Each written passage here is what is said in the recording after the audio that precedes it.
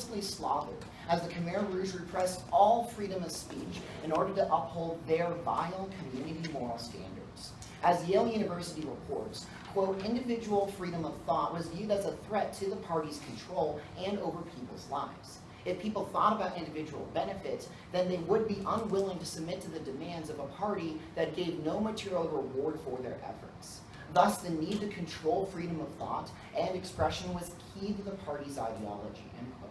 The Khmer Rouge even went so far as to kill anyone who had glasses or who knew a foreign language, as these represented individual self-expression in defiance of the community's moral standards. It is because I believe that individual freedom of speech must be prioritized over fickle, amoral, and ambiguous moral standards that I stand resolved. When in conflict, an individual's freedom of speech ought to be prioritized or valued above a community's moral standards. Let's first look at a couple of key clarifying definitions.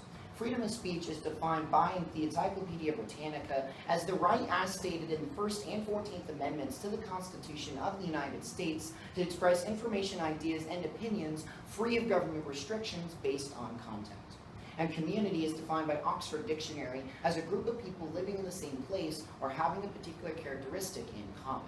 And finally, a moral standard is defined by Merriam-Webster as an accepted concept of right or wrong behavior. With this in mind, let's examine my value, or the highest goal for today's route. And that value I champion is of human dignity. Human dignity is operationally defined as the act of respecting the intrinsic worth of every human being by upholding their rights to life, liberty, and property. Human dignity should be preferred for one main reason to prefer. It protects every human life as precious. Human dignity protects every human life as precious and is the common denominator for all mankind. It is something that each of us deserves simply by virtue of us being born as a human being. With this in mind, let's examine my main contentions. Contention 1, free speech must protect contradictory views. Free speech must protect views that contradict the community, because if not, then it ceases to be free speech, and people live in fear of being jailed or killed for their opinions by the community. As Poul Henningsen, a Danish freethinker and anti-Nazi activist, stated during World War II, quote, if we tamper with the freedom of speech and the freedom of ideas, we undermine the only defenses we have to protect the democratic system of government by the people. An example of this is of the Roman Inquisition. During the Roman Inquisition, the Roman Catholic Church imposed their community moral standards above the individual Protestant's freedom of speech to speak out against the corruption and excesses of the church. As a result, their community moral standards were used to justify the torturing and killing of thousands upon thousands of innocent Protestants. This leads me to my second contention. Contention 2. Free speech is fundamental to all other freedoms. Free speech is fundamental to all other freedoms because it serves as their protector. My example of this is of Islamic cartoons. Islamic cartoons. Fleming Rose, the editor of the Danish newspaper Jyllands-Posten, incited a worldwide firestorm of controversy when after he published cartoons that depicted the Prophet Muhammad in 2005. This led to a tragic shooting. With the tragedies in Denmark, the dozens of lives lost at the Charlie Hebdo massacre in Paris a couple of months ago, and just about 2 weeks ago in a shooting in Texas, free speech issues have moved to the forefront of public debate. In his book, The Tyranny of Silence, Fleming Rose not only chillingly recounts his personal story, but also takes a hard look at the murderous results that occur because of attempts to uphold the community's moral standards above the freedom of speech. This leads me to my third and final contention. Contention 3. Community moral standards lead to relativism. Community moral standards lead to relativism. My eighth subpoint is of Christian photographers. In a world where you value the community's moral standards, whatever the community says is right, and you will necessarily oppress those who disagree with you. For example, a couple in New Mexico who owned a Christian photography business refused to photograph a gay wedding, but the community says that that speech is hate speech. The Christians have not changed their message or what the Bible says. The community's moral standards have shifted to view what the Christians say as hateful. This leads me to my B subpoint. Subpoint B, the Nazis are protected. While the community says that Nazis marching in the street and spewing their hatred is wrong, they don't suppress that kind of activity. And hopefully you can understand now the clear contradiction. Community moral standards allow for Nazis to chant death to homosexuals and yet disallow Christian photographers from lovingly sharing their viewpoint about the gay community. And this leads me to my CISA point, the impact.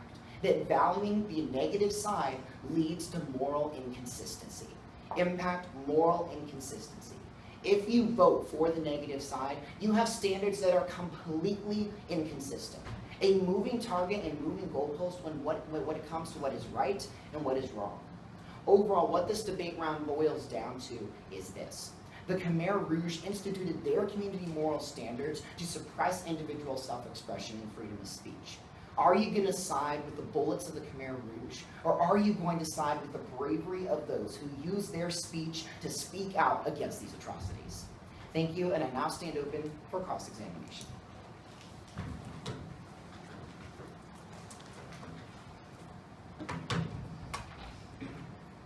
All right.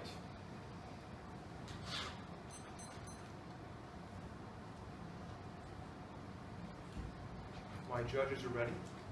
Evan? Yes. All right.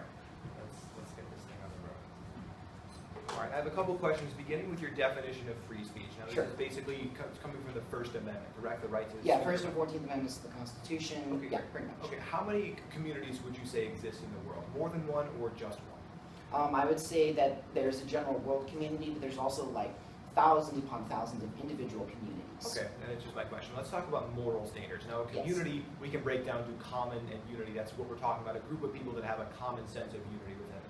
Pretty much, yes. Okay, great. Would you say they have to be morally unified? They have to have a moral standard altogether with them? Not necessarily. The idea of a community is that there's all these people that might live in the same area or have a particular idea, characteristic in common. It doesn't indicate that the community is all uniform in their ideas. Okay, it simply indicates that they have a common interest. But they have some sense of common interest. They have some sense of common interest, okay, yes. Some semblance. Okay, moral standard you define as basically beliefs about what's right and wrong, correct? Yeah, accepted concepts, yes. Okay, great. Now, your value of human dignity, can we kind of translate this to the idea that we should treat humans well and we should not disrespect them? Yeah, we should treat everybody equally, respect their rights. Okay, yes. You say in your first contention that freedom of speech respects contradicting views, correct?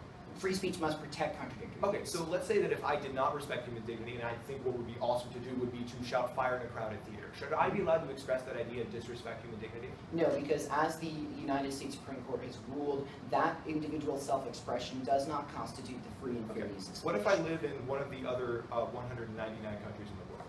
Well, I do believe that those standards still apply because the other countries in the world have much more restrictive standards on what free speech is. I'm using the definition that comes from the United States simply because I believe it provides the most context and because it provides the most ground for you as the negative. If you'd like to challenge this, I'd love to debate it. Sure. Well, yeah, granted, but you'd agree that the First Amendment might not apply to a country like Argentina, correct? No, I believe the idea of free speech is applicable to everywhere. Is or should be? I understand that. Just is or should be? I understand the First Amendment isn't like the rule of law in Argentina, but the idea of free speech that is articulated in the First Amendment does. Okay, great. Now, under your third contention, you talk about your piece of how Nazis are protected. You're Yes. saying that we should allow Nazis to speak their beliefs?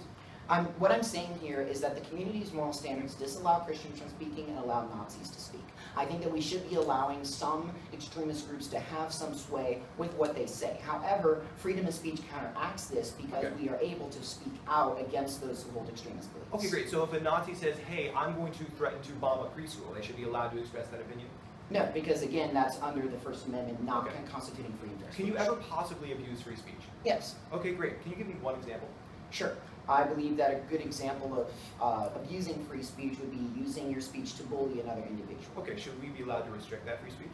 No, I believe that people should be allowed to have free speech no matter what the costs are, because restricting free speech and upholding the community's moral standards have a much more deleterious effect upon society. So you support the ability to bully other people? No, I believe that we should be supporting the idea for people to have self-expression, and bullying is an unfortunate side effect, but that's counteracted by other people's free speech. Gotcha. Thank you. Thank you. We'll go ahead and start prep time. Evan? Yes. All right.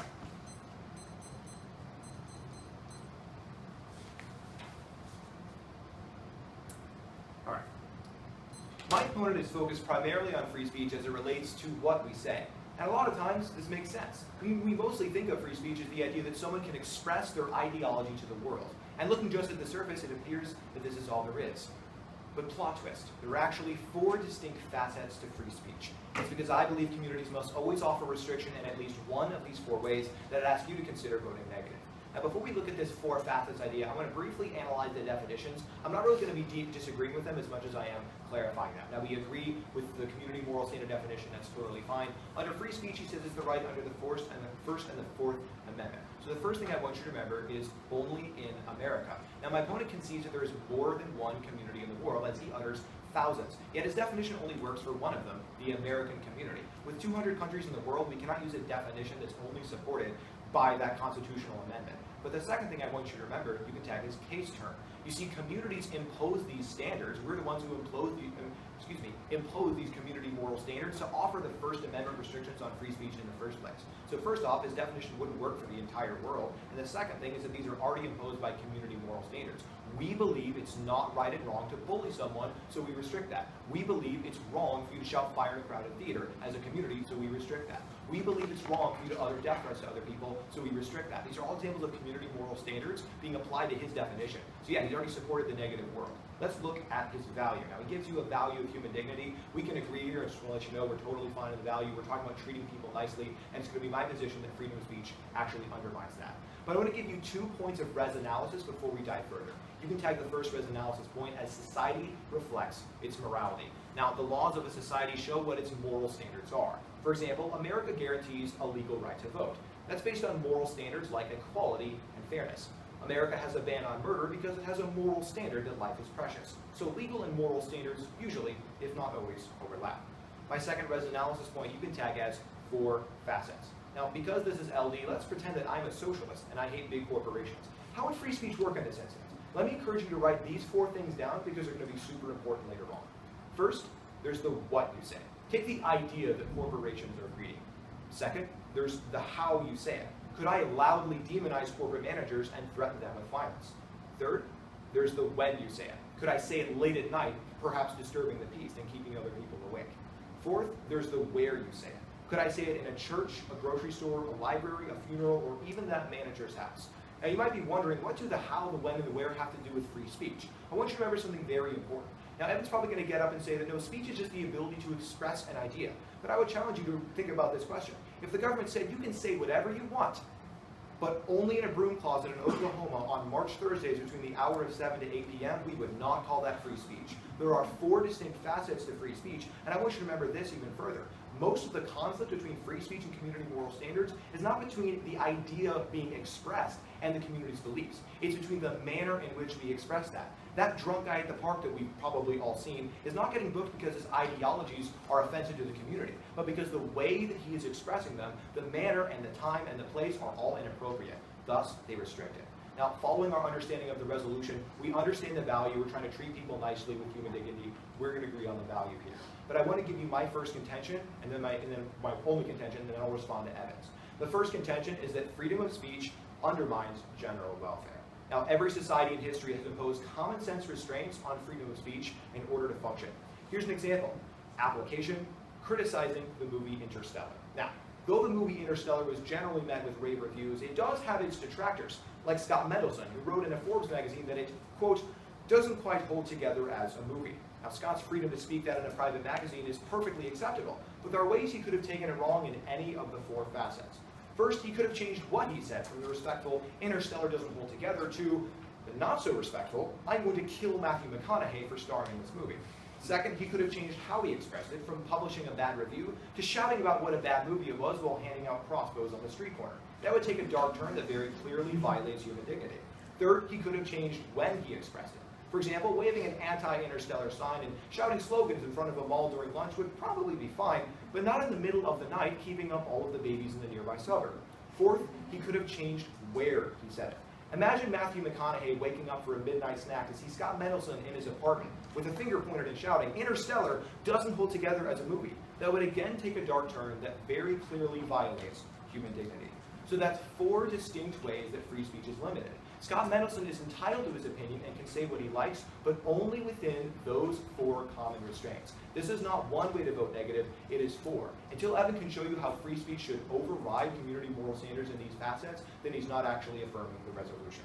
So with that idea underway, let's look at Evan's case. Now, in his first contention, he says that free speech should be allowed to respect contradicting views. My first response is contradiction. Now, my opponent says that you should be allowed to offer contradicting views, but then when we talk about human dignity, he's like, oh wait, you're not allowed to say anything that would harm human dignity, like bomb threats to a preschool or shouting fire in a crowded theater, because those are not included under the First Amendment. So basically, Evan's contradicting himself. He doesn't support the right to express opinions unless they're already protected by the First Amendment. So this is a contradiction.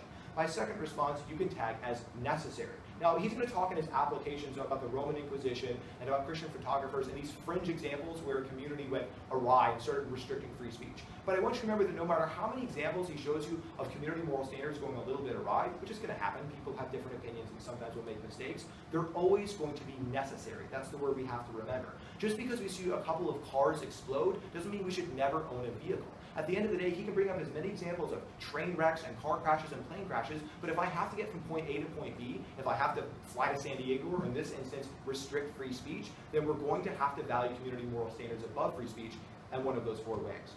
My third response, you can tag as speech ineffective. Now, I am group responding to all of his applications because they basically say the same thing, that community moral standards went awry and were evil. But my third response, you can remember as speech ineffective. Now, I want you to remember something. He's going to talk about why free speech was important in changing these moral standards. But I want you to remember that it was not the speech itself that actually changed it. When we have examples of ISIS or any Islamic radical group fighting other people, the only way we actually stop that is with other moral standards. The moral standards of America, fighting for ideas like freedom and democracy, are the only things that are going to stop it. Standing up and saying that is never actually going to work. But the last thing I want you to remember, you can tag as prevention. While free speech can look up and say, hey, we should probably do something about this, it's the moral standards that will actually prevent this from happening in the first place. Because we have to value them first. I would ask you to choose the negative world. Thank you.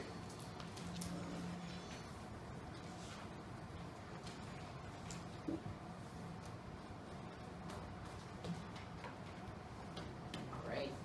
So if all the judges are ready? All right. And Joseph of Abell? Absolutely. All right, let's get started. All right, let's get started.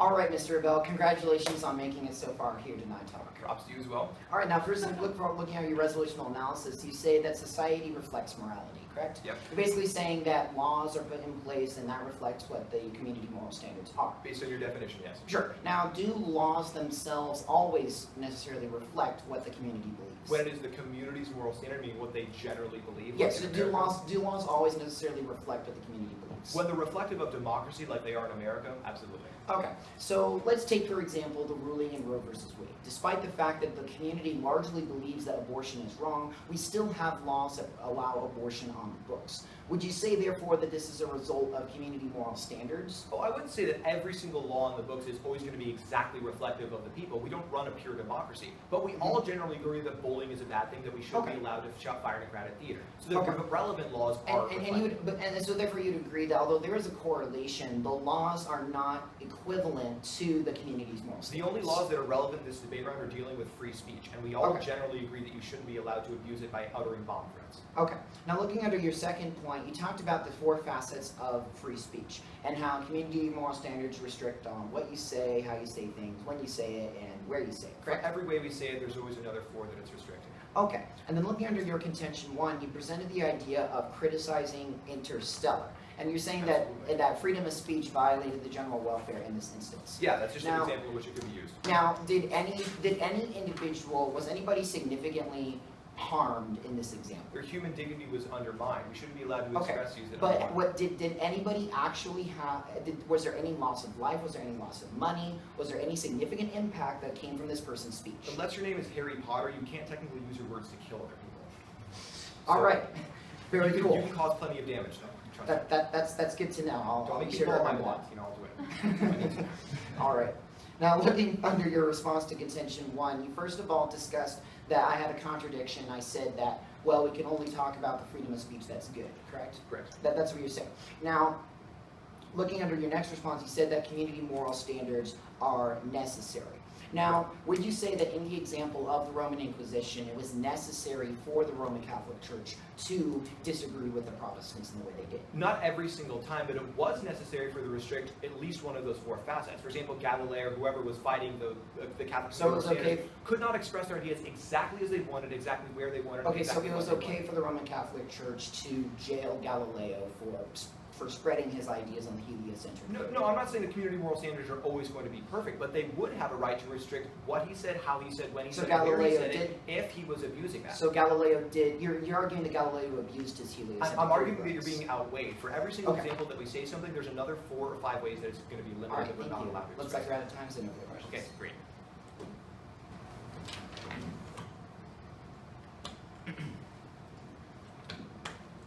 All right, so if the judges are then ready, excellent. And Mr. Abell? Absolutely. Great, then let's begin.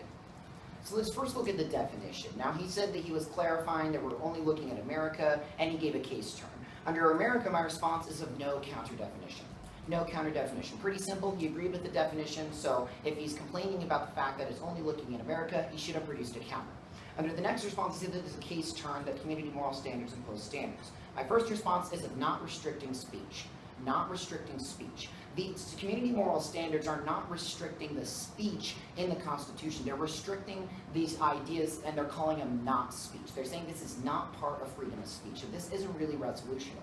My second response is of no case term, because laws are not moral standards. Laws are not the same as moral standards, and I believe this is a key fallacy of equivocation that my opponent is making in the round.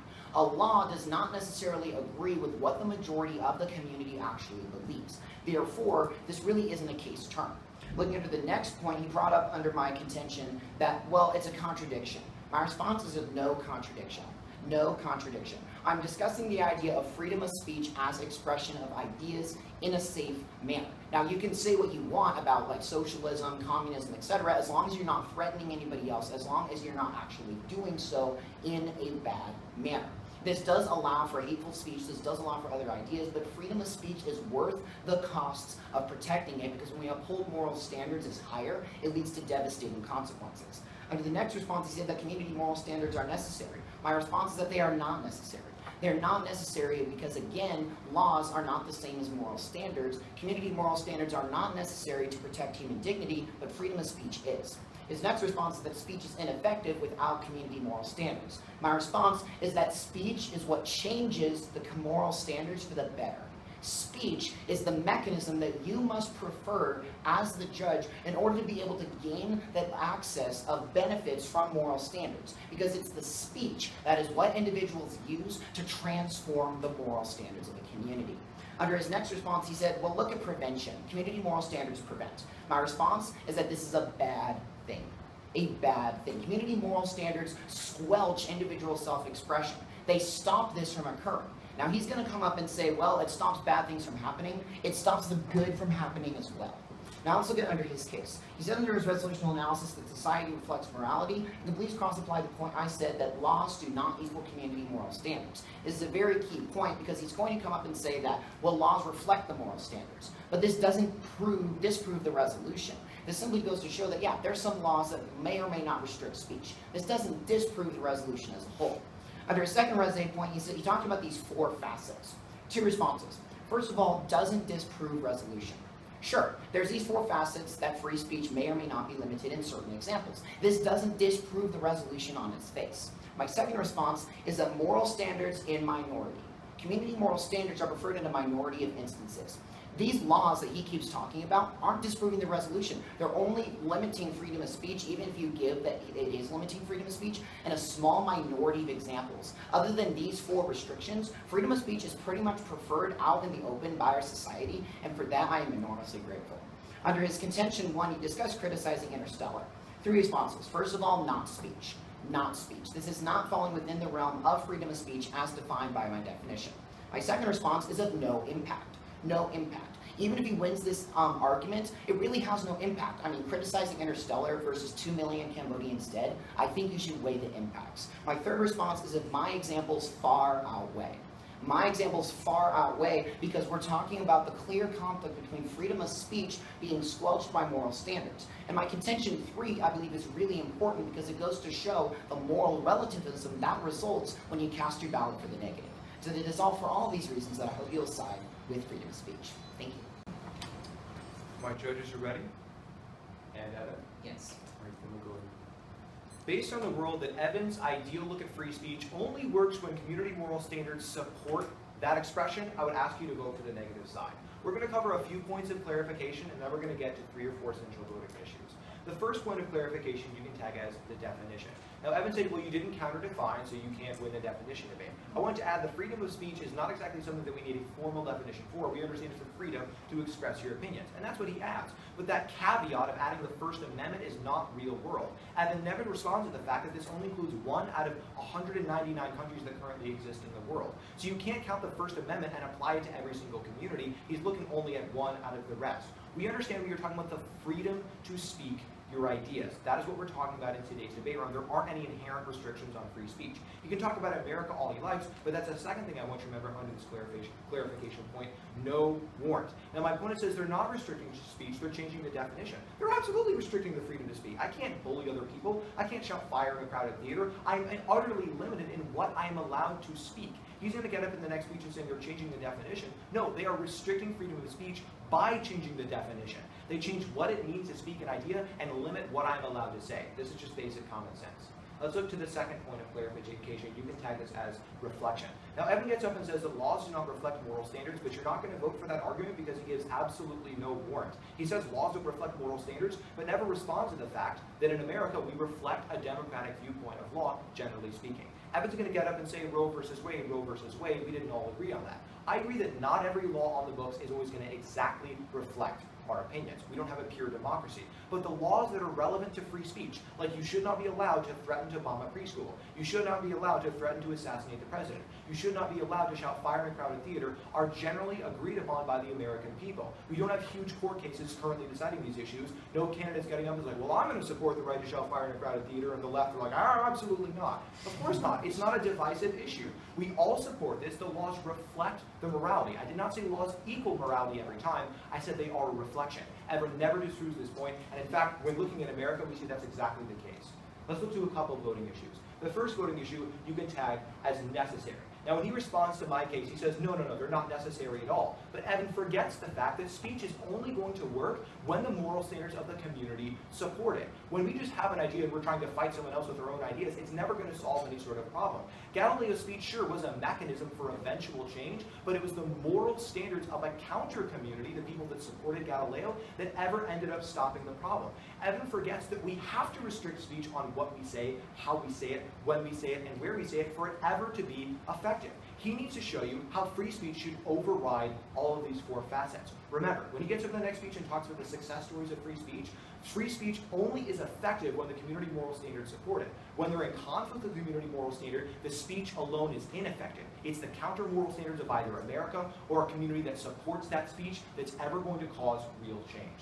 The second voting issue you can tag as your closet. Now, Evan gets up and says that the when, the where, and the how have nothing to do with speech. They're not part of free speech. But he cold concedes the fact that I said in my speech, if the government said you can say what you want, only in a broom closet in Oklahoma between the hours of 7 to 8 p.m., that is not freedom of speech. In fact, if that's Evan's world, then you can go ahead and vote against him because he's not providing a true freedom. Freedom of speech is the ability to say what you want, how you want, where you want, and when you want. For a government to say you can say whatever you want and then offer all the restrictions on when, where, and how is going to completely remove all freedom. He never shows how, in his case, these are not actually parts of speech. He just makes the claim and never gives a warrant. I want you to remember this very specifically. Since this doesn't disprove the resolution, let me re-offer the impact that I gave earlier in my case. This gives you 4 ways to vote negative. Speech can come into conflict with how the community wants that to be expressed. For example, the drunk guy at the park who's saying, I should be allowed to utter a stream of 65 swear words at a toddler walking by the side of the street. That's the manner in which he wants to express something. Communities are justified in stopping that. Let's say that somebody else says, hey, I want to be able to express my ideas and pick at a funeral of a soldier who's recently died, like the Westboro Baptist Church. We stop that and say, no, you can picket in the privacy of your own home or the privacy of your own property, but you cannot go onto public property and do that. That's also restricting free speech. We have laws that say you're not allowed to disturb the peace and yell late at night. And that's exactly the when. We have restrictions on free speech, and Evan never responds to the fact that these are clearly parts of freedom of speech. Let's look to the third voting issue you can tag as impacts. Now, Evan says this doesn't impact because the community moral standards he talked about are going to provide heavier impacts. But Evan concedes several of my responses. First, he concedes the fact that community moral standards are what we use to fight these community moral standards. Speech by itself does not solve a problem of a conflict. Speech by itself might eventually be a mechanism, but if you look at Winston Churchill, it was not his speeches that actually stopped the Nazis. They might have motivated a few people, but it was the people acting on their moral standards, fighting the Nazis, that actually ever solved the problem.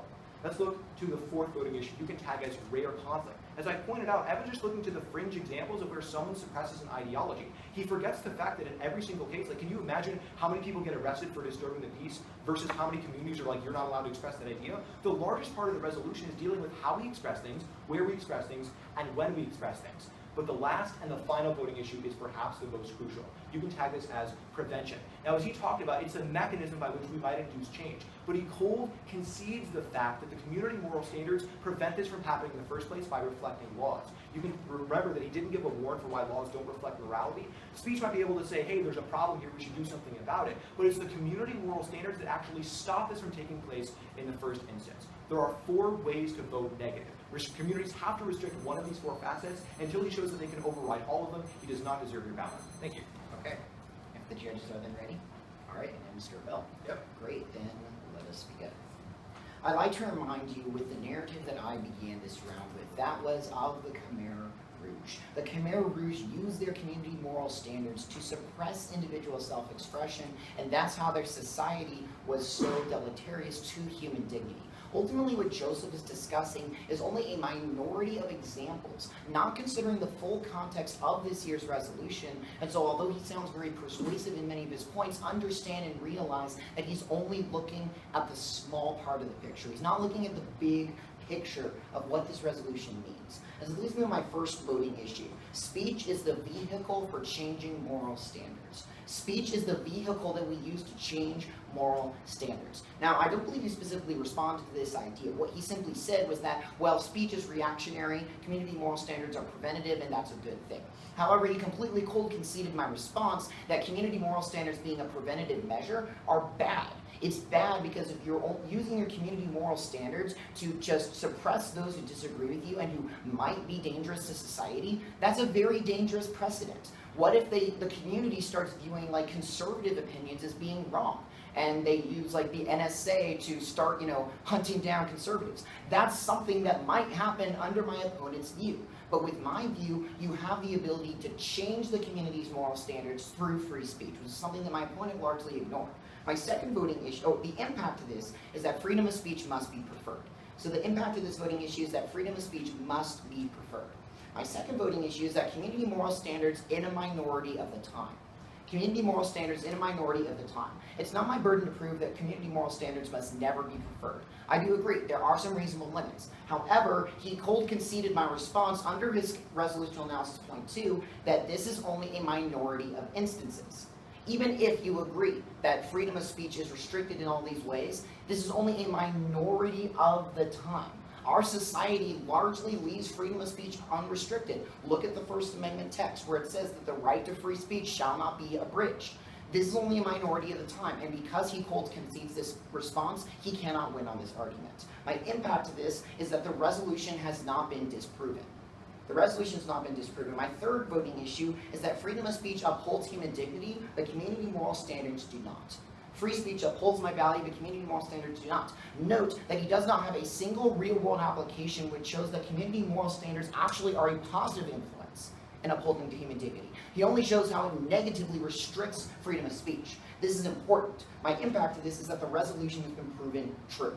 We've seen both from my case, the negative side, the negative examples that prove community moral standards don't uphold my value, and then we've shown how it does positively, my freedom of speech does positively impact change. My fourth voting issue is of lives versus movie criticism. Lives versus movie criticism. Ultimately, what are you going to cast your ballot on, Judge? I believe that my examples and evidence far outweighs movie criticism. Thank you.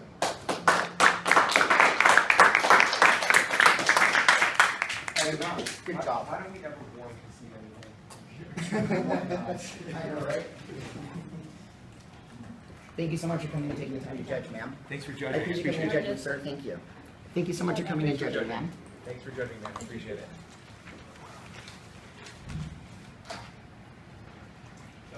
Thanks. You too. That was great.